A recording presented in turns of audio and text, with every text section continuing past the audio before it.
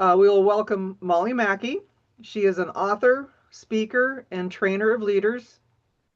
She believes that by intentionally intersecting the ongoing journeys of leadership and learning, we can create better leaders and better leaders equal better lives. Molly has over 20 years of business and speaking experience. She has a passion for business, strategy, leadership, and learning. She's the founder and chief learning officer of the Leadership Institute. She holds a Master of Business Administration from the University of Iowa and a Certified Professional of Talent Development from the Association of Talent Development. In late 2023 and early 2024, Molly gained artificial intelligence or AI certifications from LinkedIn Learning and IBM. She works with teams all over the United States to improve leadership skills and increase team performance. Molly lives in Jessup, and her children's ages are 4 to 19. I think you said you had four children, right? Yeah. Yep. Four children between the ages of 4 to 19.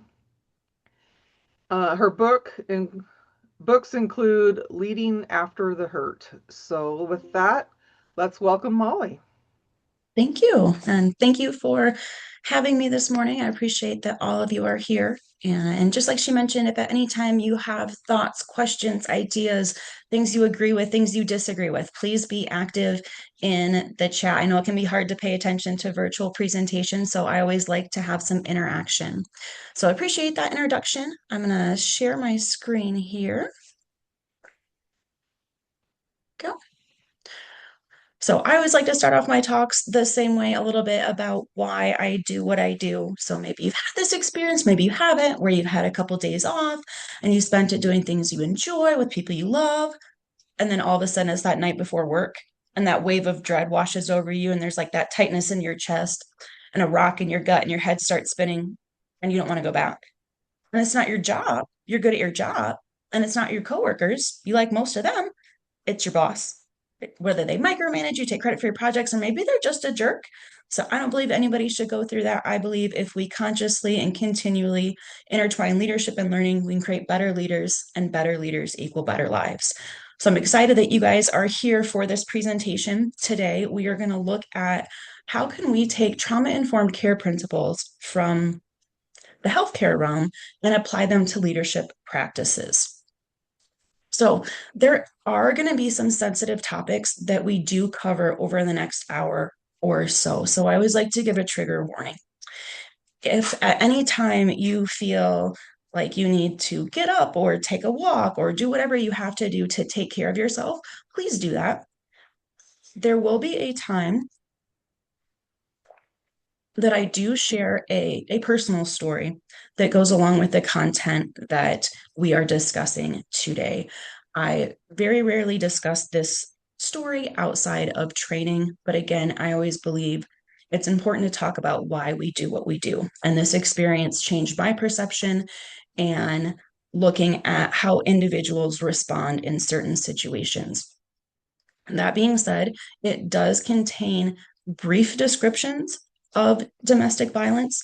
So I just want to give a head warning about that again for folks that might be sensitive. I do keep it brief. So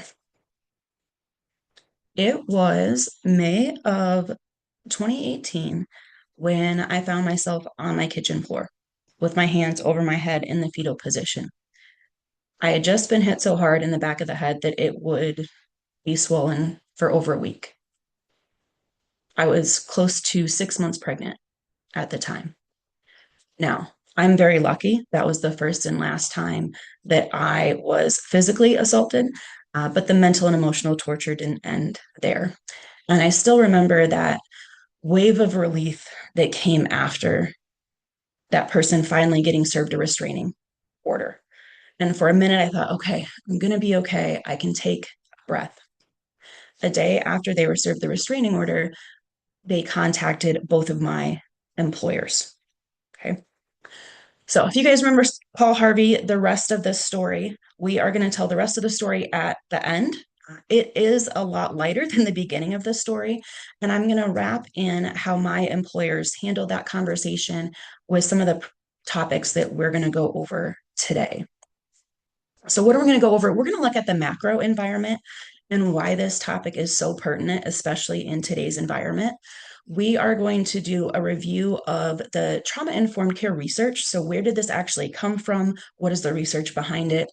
And then we're really going to dig into the 6 principles of trauma informed care and apply those to leadership in organizations. We're also going to look at empathy, bad boss trauma, and institutional betrayal. So, what I want to hear from you all, if you could go to Menti, so you can do this on your computer, you can do it on your phone, menti.com. So, menti.com. When you go there, it is going to ask you for a code. So, there's a QR code right here you can scan, or you can put this code in. So, it's 53020456. This is all anonymous, so I just want to know, how much trauma-informed care training have you had? So are you someone that hasn't had any? Are you someone that's maybe had a few? If you're an expert and would like to take over the call this morning so I can take a nap, feel free to put that down as well.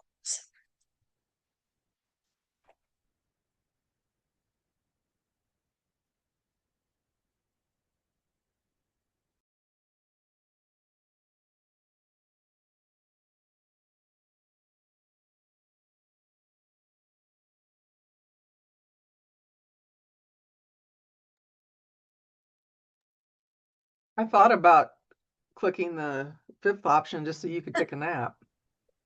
Hey, I'll take it. It'd be the easiest presentation I've done in a minute.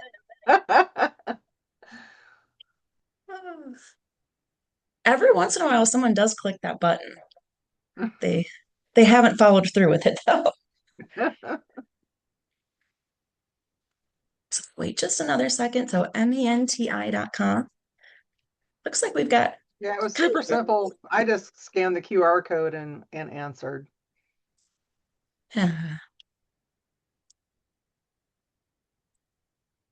right. And again, so folks that have had a couple trainings or experience, you're more than welcome to pop in with your ideas or things that you've learned in other trainings. And for folks, again, that haven't had any, if at any time you have thoughts, questions, ideas, things you agree with, things you disagree with, please speak up.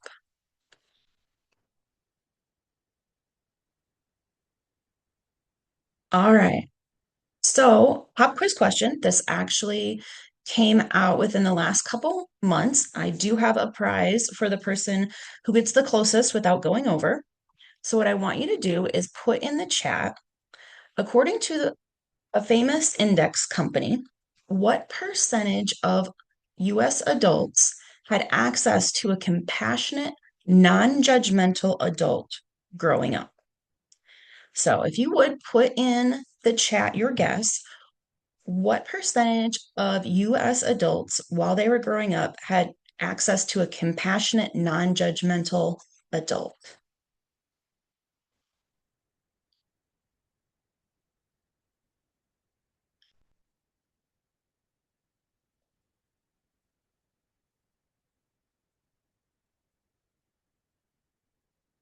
Wait just another second here, and we'll play the Price is Right rule. So closest without going over.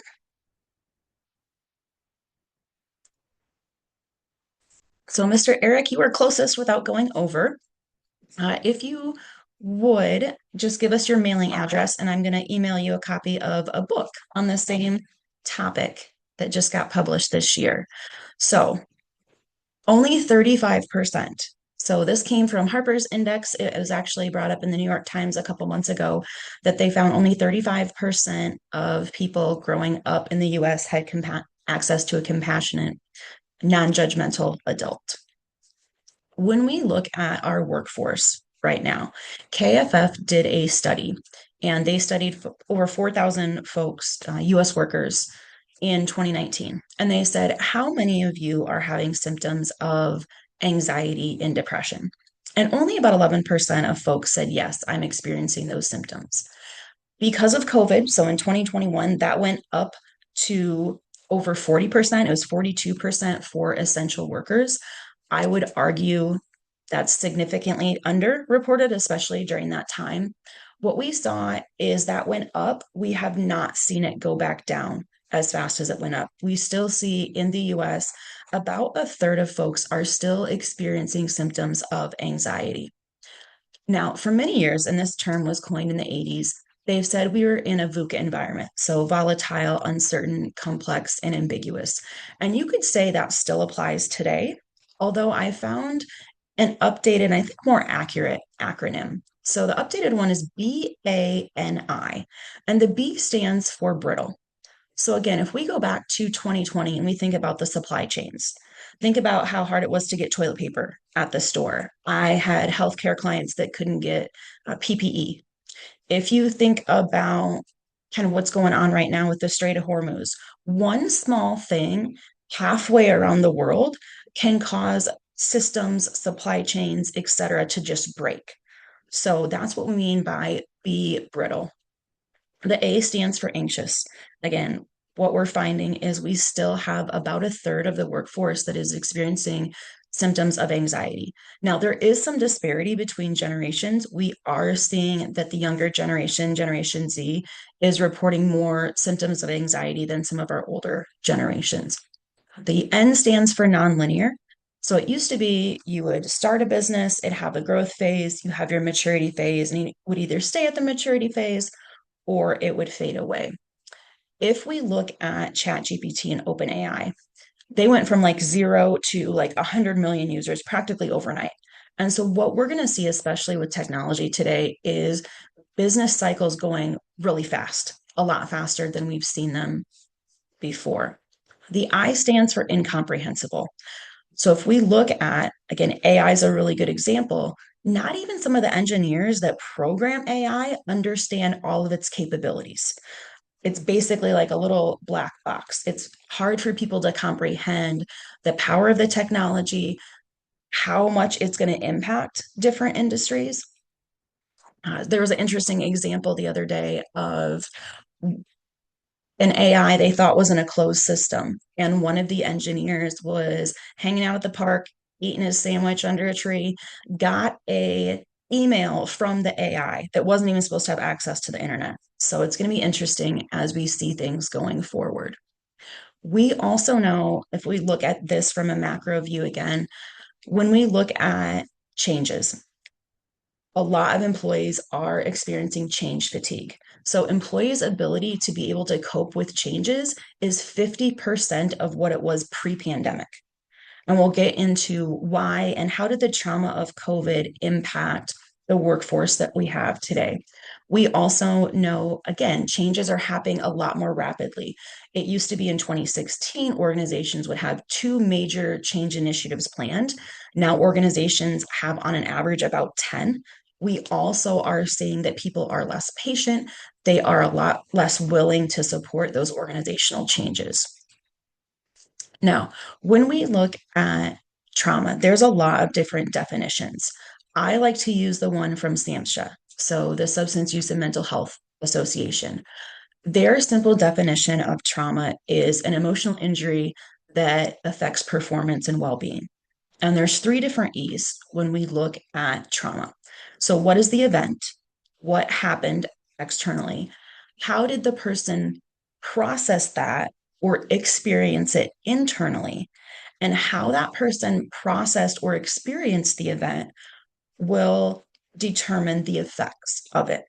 That is why you can have two different people go through the same event, experience it very differently, and have different impacts from it.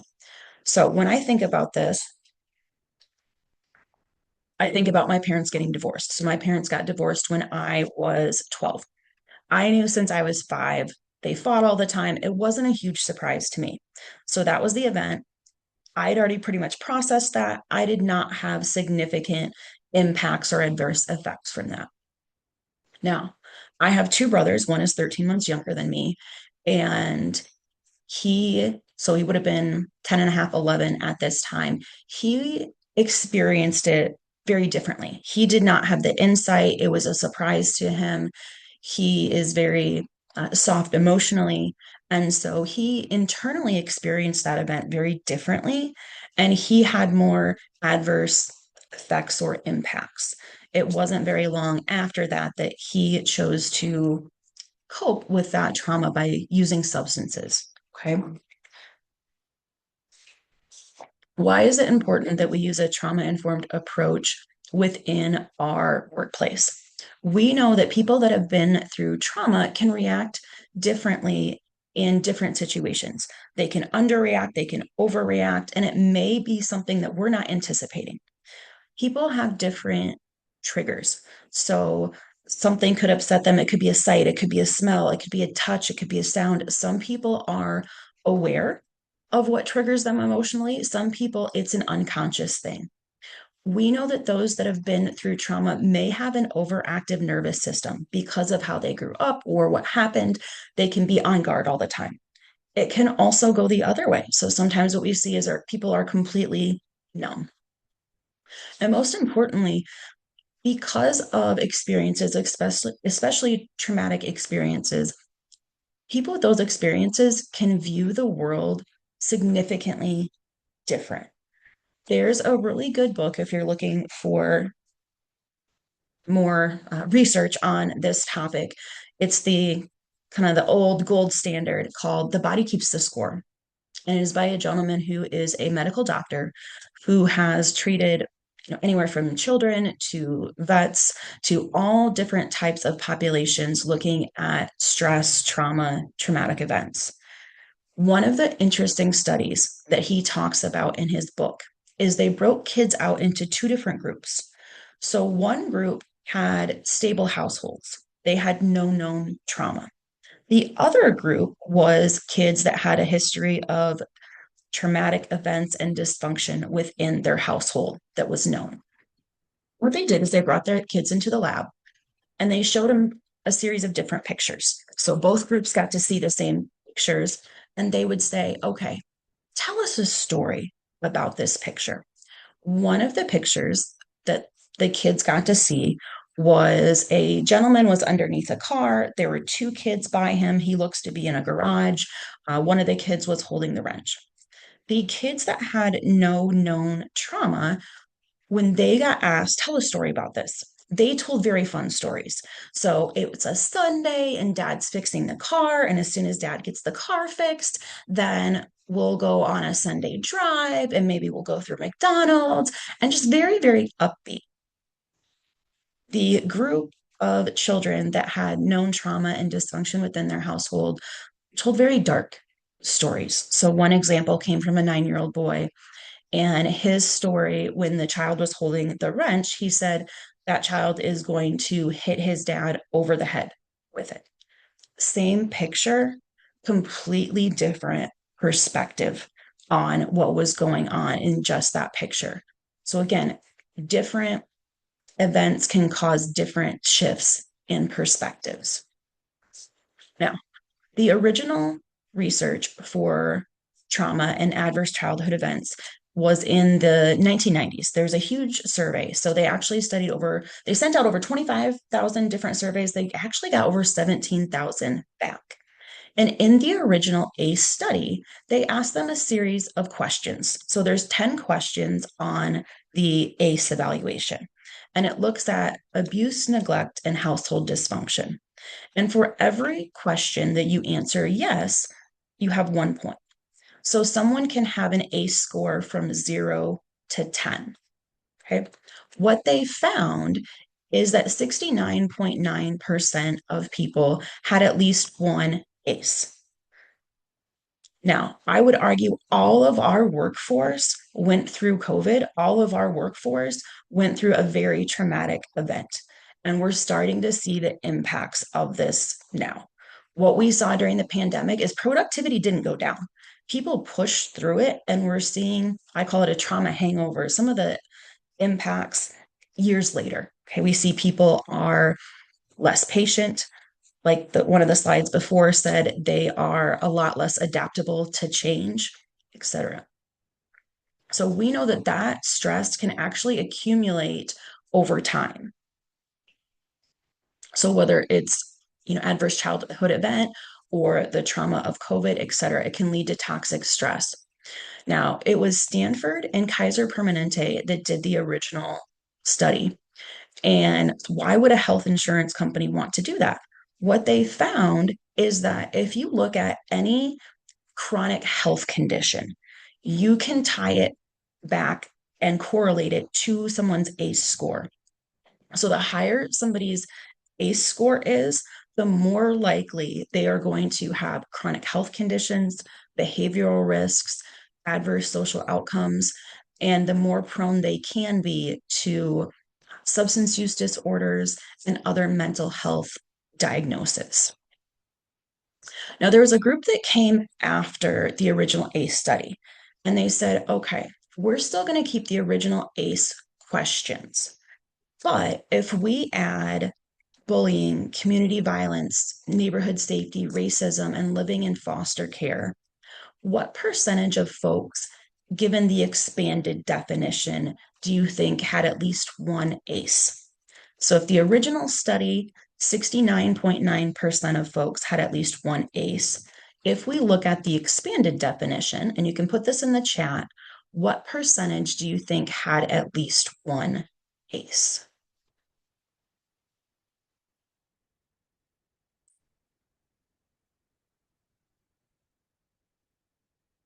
Here, folks, just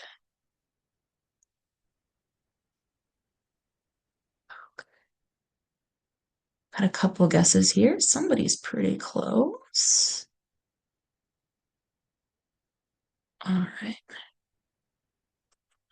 Renee, you are the closest without going over. So, what they found, and again, I will mail you a copy of a book. So, if you could give the folks that are running this webinar your mailing address, I will get those out in the mail this week. So, the expanded definition, they found 83.2% of folks, given the expanded definition, had at least one adverse childhood event. And again, my argument for the sake of this presentation is 100% of our workforce went through COVID. And so we're seeing some of those traumatic events and impacts afterwards. So there are 6 principles of trauma-informed care. And again, these come from the health and care industry. So how can we take these principles and apply them to leadership? The first principle is safety. So people need to feel physically safe, emotionally safe, and psychologically safe within their workplace.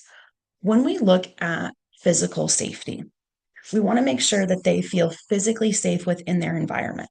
And I tell all of the clients that I work with, most people have people facing jobs. So it's really important to make sure that they have de escalation training. So if they get in a tense argument with someone, how can they help verbally de escalate that person so it doesn't turn violent? Okay. There's a lot of different de escalation trainings out there, and you can adapt them to whatever industry that you're in.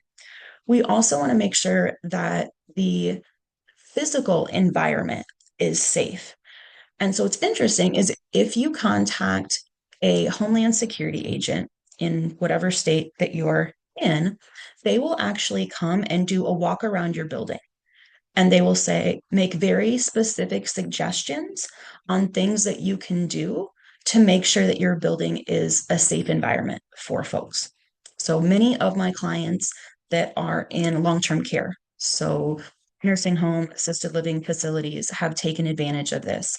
And they've found just having certain areas be locked down, changing some of the glass. I mean, they'll make very, very specific recommendations. They also can help provide active shooter training. And I still remember one of the organizations I worked with, I was a director of training for many years.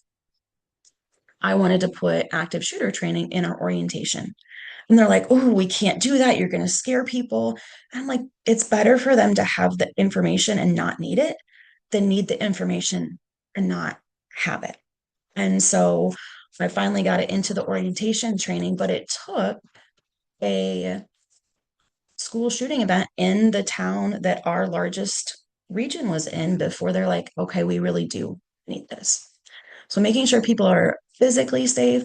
We also want to make sure that people are emotionally and what we call psychologically safe.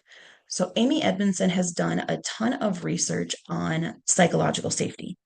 So psychological safety means people can come in, they can be themselves, they can take risks, they can share ideas. Her original research was in the 1990s, and she was going back. She was actually trying to study trust and teamwork. And she had a theory that high performing teams made less mistakes than the low performing teams. So she joined this large research group that studied medication errors at hospitals. And she got her data back, and she talks about in one of her books seeing the data on the screen, and her heart just dropped because it was correlated exactly opposite to what she was expecting. The high performing teams were making just as many, if not more, mistakes than the low performing teams. So she did what a lot of us do, and we don't get the answer that we would like. She's like, I will just redo the experiment. I'll do it on a grander scale. I'll hire my research assistant. And again, the high performing teams reported just as many, if not more, mistakes than the low performing teams. Why? You can put it in the chat. What do you think caused that? Why would high performing teams report just as many, if not more, mistakes than the low performing teams? Yeah, Allison, that was part of it. They definitely took more risks. Yep. What else? There's a few different factors that cause this.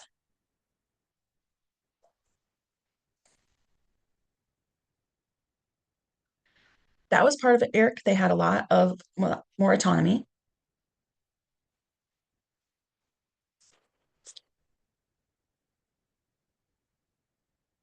Teresa, that could be. So, what they found was in the high performing teams, people felt safe to speak up. They felt psychologically safe to say, I made a mistake because of how leadership handled the mistakes. In the high performing, high trust teams, not only did they take more risks, they had more autonomy.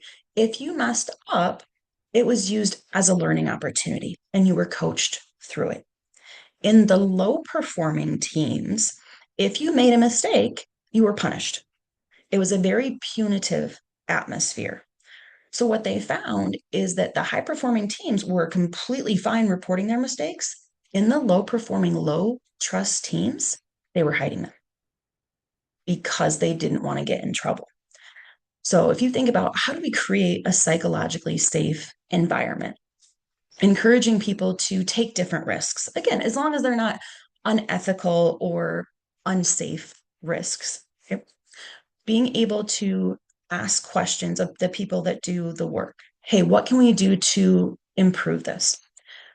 One of the most important things that leaders can do to create a psychologically safe environment is to role model and say, hey, here are the times that I've tried things. Here are things that didn't work out for me, but here's what I learned. And then responding when people come in with different ideas and being willing to try them. When we look at psychological safety, psychologically safe teams have 27% reduction in turnover. They're 50% more productive, 74% less stressed. And what I'm seeing in the workforce right now is we've got a significant issue with burnout. And this is across industries. So I was working with a good client of mine.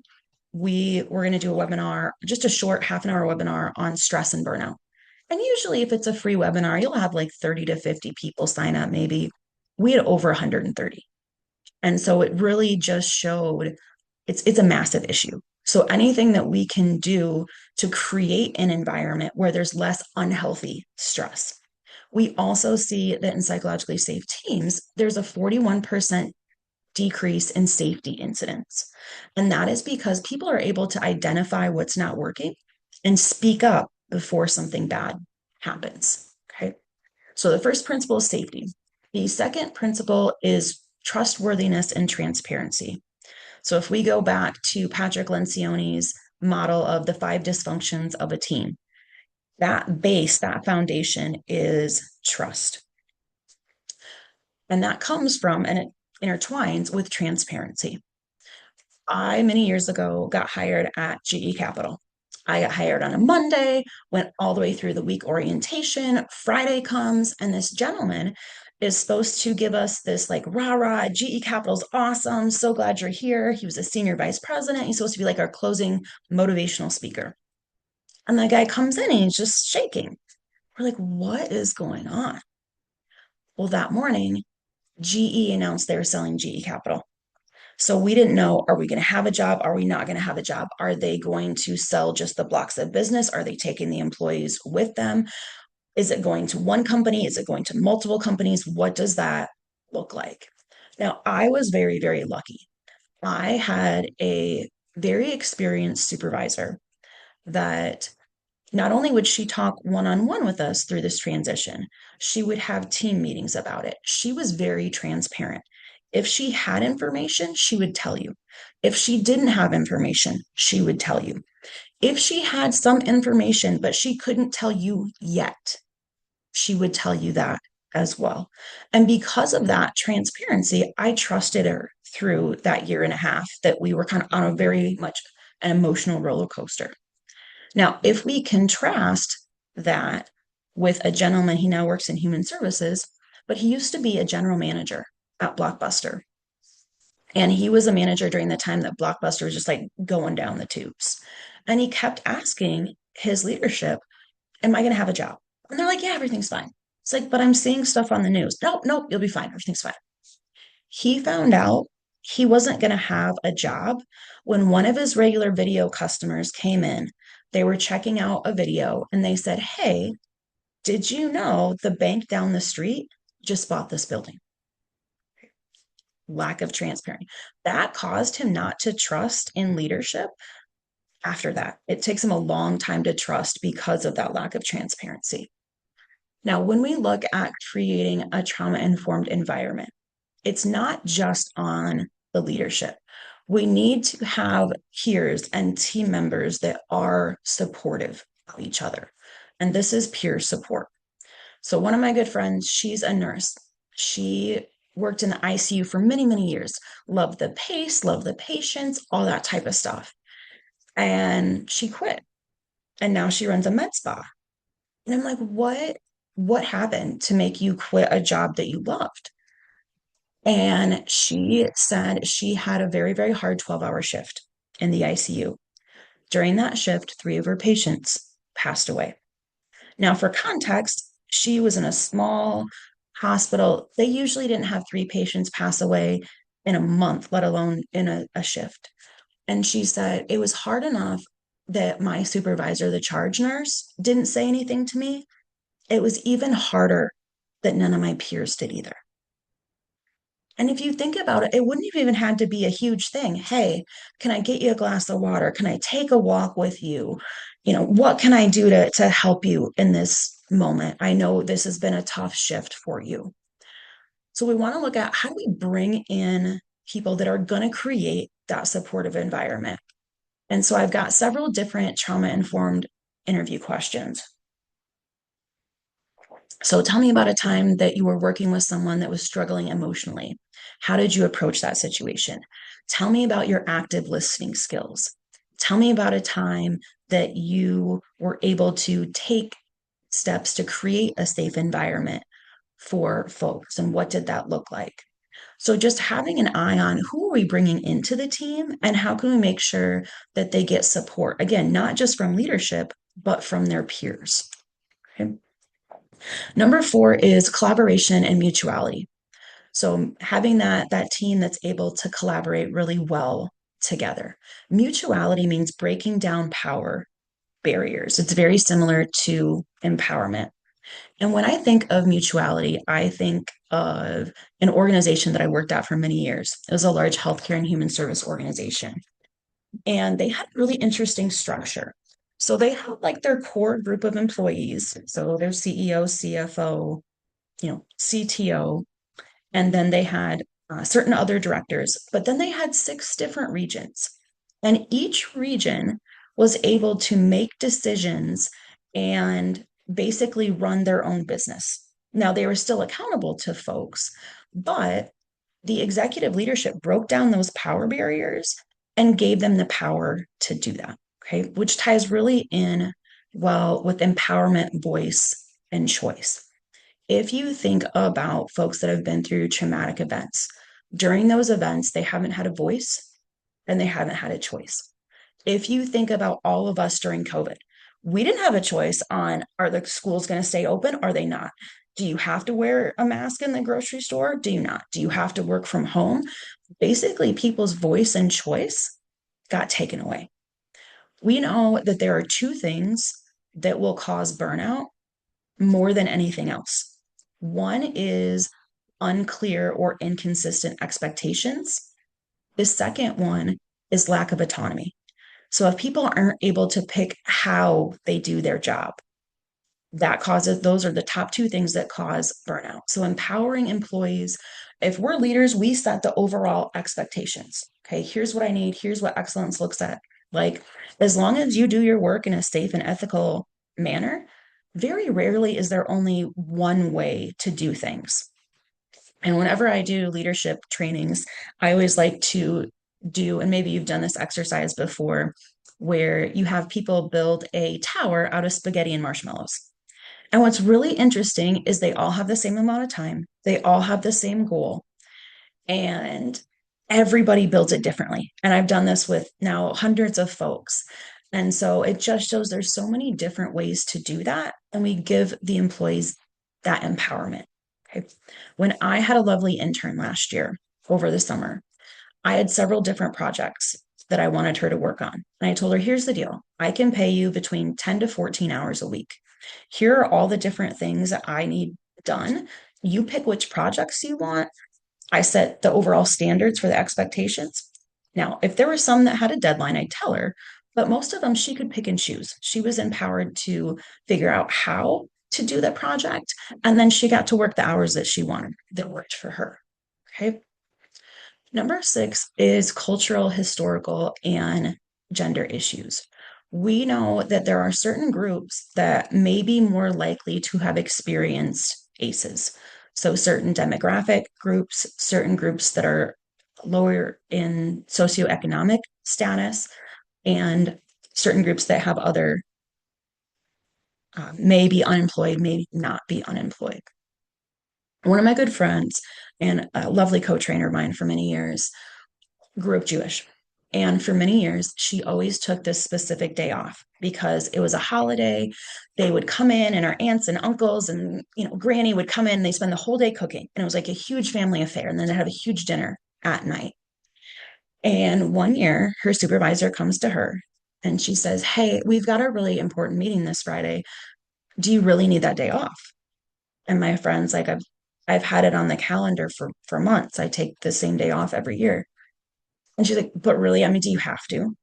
Well, my friend was worried about, am I going to have a job? Am I not going to have a job? She came into work that day and hasn't taken it off since, unfortunately.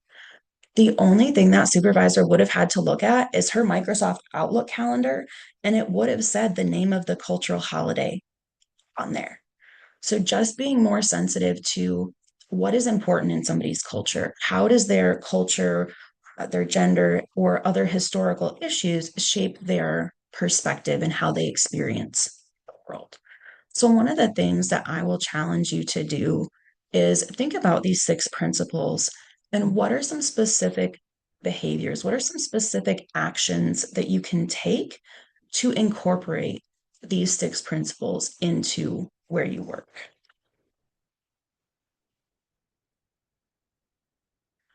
There is also, so this is just a quick assessment of are you actually implementing the principles within your workplace? And I don't believe EFR allows me to share the slides, but I can share this assessment. So I will email this to my contacts afterwards if you'd like it. I will also email all of the source material that was used to put together this presentation. Part of creating a trauma informed workplace is empathy. Now, there's a huge difference between empathy and sympathy. So I'm going to share a video quick. Give me just a second so I can pop it up here.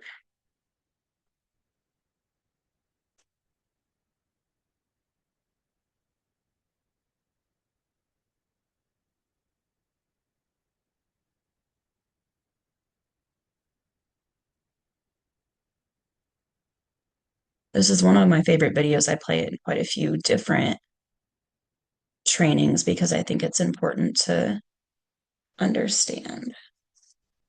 Just give me just a second. I want to make sure that I've got the sound turned on for sharing here.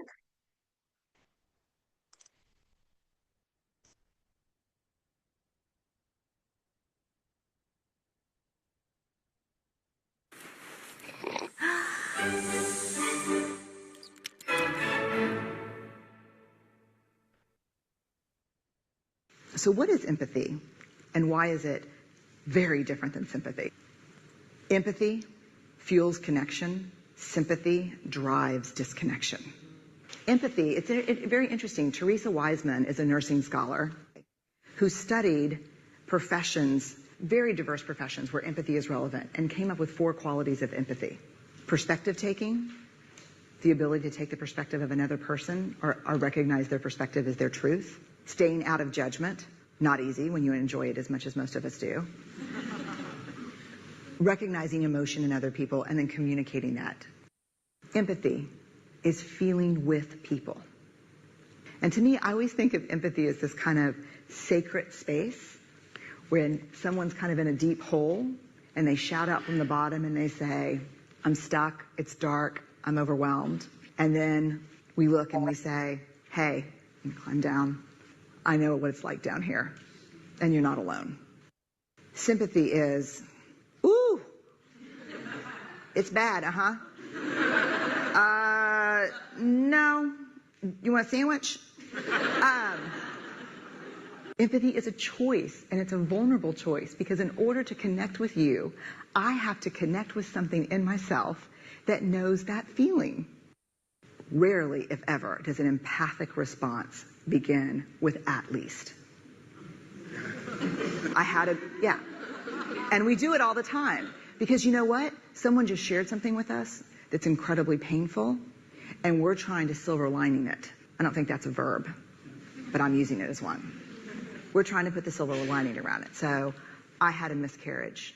Oh, at least you know you can get pregnant. I think my marriage is falling apart. At least you have a marriage. John's getting kicked out of school. At least Sarah is an A student.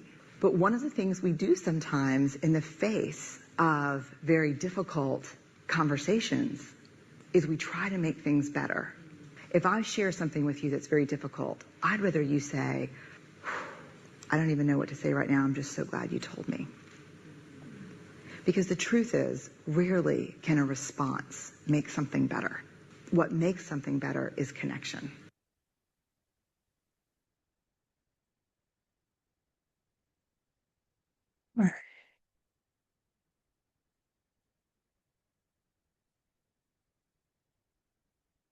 It's one of my favorite videos there.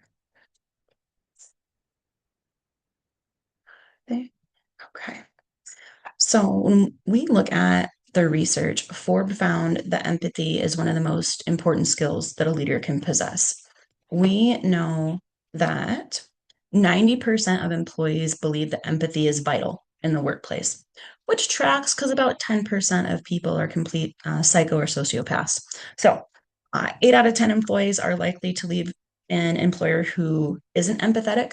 People that have a leader that's high on empathy tend to be more successful in balancing their overall life, balancing that work and life. They also tend to be more innovative and productive.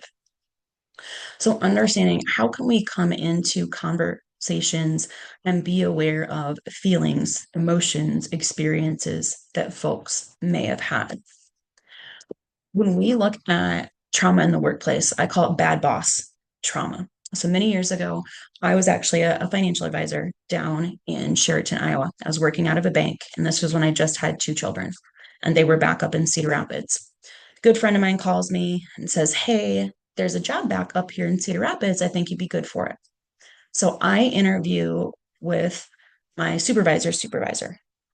And I asked her a question. I said, hey, I'm bringing a good amount of revenue to the bank. I know my job's solid here, but the last time I worked for your company, because it was the same company that had paid for my master's, there were layoffs. And, having kids, I don't want to go through that. And the lady, and I'll never forget this, she said, I've worked here for over 30 years, and this company has always found a place for me. And it's always been in HR, the thing that I love. So I moved back to be closer to my children, that job. 2 weeks after I did, that same lady walks into her yearly review. There's her boss, there's HR, and there's a corporate recruiter. And they said, you no longer work here, but don't worry, he'll help you get a job. Okay. Now, for whatever reason, that position, I was not able to build a good relationship with my supervisor. Usually it's something that I'm good at, especially coming from the financial industry. And I just had a bad feeling. We were scheduled to meet on a Monday and for my 6-month review. Hadn't been written up, hadn't been talked to about my performance. She made a couple snide comments here and there, but nothing to say, hey, you're not performing the way I want to. Walked into my 6-month review. There is my boss. There is HR. They said, you don't work here anymore. I said, well, I've got kids to support. No warning, no nothing. And they said, well, it's okay. We, marked you as rehireable so you could come back in a different position. Okay, no, thank you. That bad boss trauma followed me. So when I talked about being at GE Capital, there was one day, it was a Monday again, that I was scheduled to meet with Rhonda, my supervisor, and we were going to go on our way to a conference room. And so I'm walking right behind her, and all of a sudden there's a security guard right behind me. And I'm internally freaking out, going, oh my gosh, it's happening again. I'm going to get fired. And right as we got to the conference room, he turned off. Now, Rhonda had no idea that I'm mentally freaking out. Now, a couple years later, similar experience. I get a call from my supervisor. She was in Des Moines, I was in Cedar Rapids, and she says, we need to meet on Monday. Wouldn't tell me why. So this is Friday afternoon. And I go into my coworker's office and I'm like, oh my gosh, I'm going to get fired. He's like, what did you do? I didn't do anything, but it's happened before and it's on a Monday and blah, blah, blah, blah. I'm internally freaking out the entire weekend. Get to Monday, and she wants to talk about the little boxes that you put in company cars that track speeding for insurance purposes. Okay. So many times leaders will come to me and they're well meaning and they're like, some of my team still doesn't trust me. Okay. Understanding that they may have had bad boss trauma that has followed them throughout the years. And it can make it hard for them to just immediately trust even well-meaning supervisors off the bat. Okay. When we look at a trauma-informed organization, there's a good book called The Empathetic Workplace by Catherine Manning. And one of the things she talks about in there is institutional betrayal. And this is when an institution that you depend on or trust mistreats you. And it tends to cause a second injury. And so I've got a couple stories of this. I'm not going to share Matt's story. I will share a story of a lady that talked to me after a conference when we talked about institutional betrayal. And she said, I finally have words to put with my experience. I finally have vocabulary to express what happened to me. And I said, okay, well, what happened? And she said, I worked at a university hospital for over 30 years, my entire career. HR said, hey, there's an option to retire early. And so she talked to HR. HR was fine with it, but she went to her supervisor and said, I really want to make sure that my replacement is trained. Can I stay on for, 12 to 16 months, or we can put a parameter on there. I still want to retire early, but I want to make sure that everything's okay. And her supervisor's like, nope, if you want to leave, just go. She's like, no, I really want to make sure that everything's fine. HR was fine with it. And again, she asked her supervisor several different times, can I please stay on and make sure that whoever takes my position is doing well, they're up and running, everything transfers over fine. The supervisor's like, no. She retired early, February of 2020 from the hospital. Does anybody want to guess what her position was at the hospital in the chat?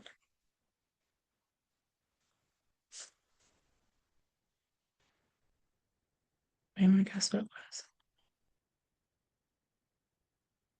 Close, Allison. Yeah, Megan. So emergency management.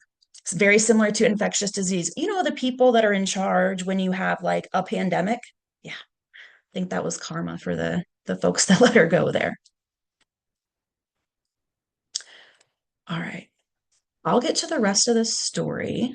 What questions do you have on anything that we've covered today? Questions, thoughts?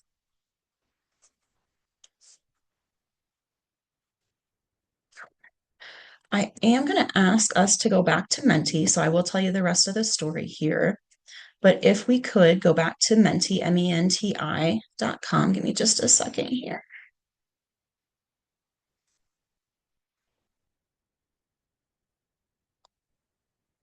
Our presentation.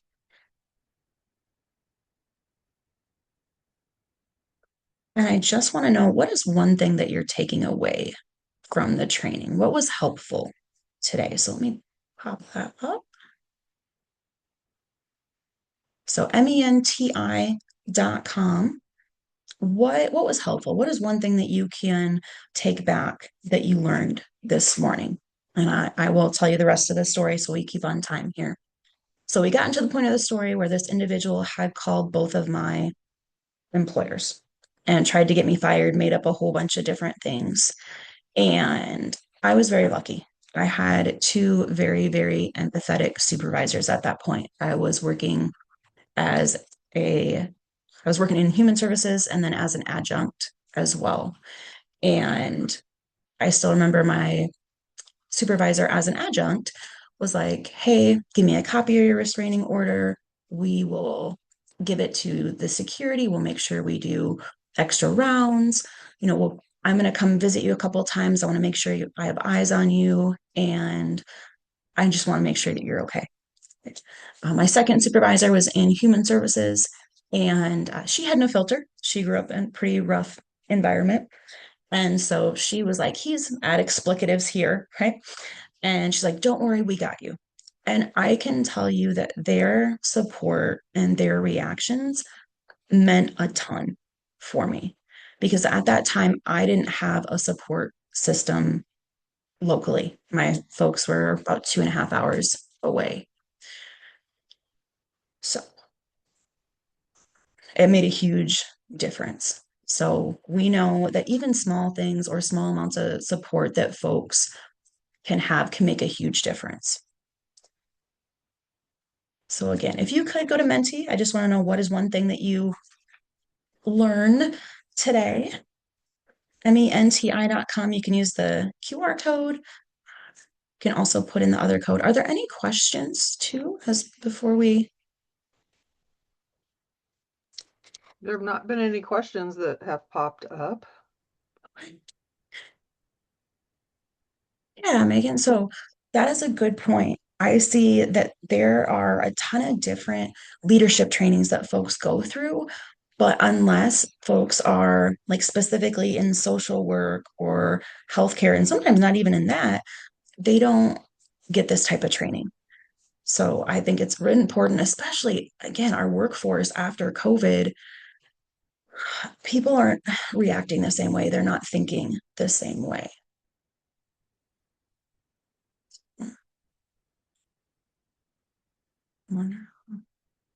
So I'm going to stop sharing my screen here. Thank you for being here. Thank you for staying, even though it wasn't approved. We did fight to get it approved for CEs, but thank you for being here, being on the call, being open to learning. I really appreciate all of your thoughts and interaction. And for Eric and Renee, please provide whatever mailing addresses you would I have like their to. addresses for you. Oh, I'll perfect. email them to you when we're done. Yeah, I will send you some books. So wonderful. Thank you Good to know. all. Uh, I mean, I can share a personal experience of trauma too, but as many of you know, and I shared, I spent 25 years volunteering as a reserve police officer, and the one instance that sticks out in my mind that traumatized me, and it's probably not a huge deal, but um, it was my very first DOA that I went on, and the girl's first name was Teresa, same as mine. She was my age. She was a Methodist minister, and I attend a Methodist church, and it just all affected me. I mean, I had some sleepless nights and dreams and that. Um, she was with the Methodist church close to where I live, and I obviously we called her family. Her family was we talked to the family, and I knew they were staying at her house because they'd come in from out of town. They couldn't get a hold of her, actually, to back up a little bit, they couldn't get a hold of her, and they had come in town the day before from Florida because they talked every day. And she had apparently tried to commit suicide prior. This time she was successful on an overdose. And so the next weekend, I stopped by the house because I knew where the pastor's house was for this church and talked to her family. And they were very appreciative of me stopping by and checking on them. But Yeah. it was kind of a closure, I got to know her better, and that because they shared some stories and that. So that was a difficult one for me. Wow. Thank you for sharing. Wonderful. Well, I hope you all have a lovely rest of the day. I will email source material and also that assessment so Great. folks have it. And That's anytime you have awesome. thoughts, questions, you think this training would be good, you can contact the folks at EFR, so Employee Family Resources. I'm a trainer for them. So I'm going to hop off here and appreciate you all. So.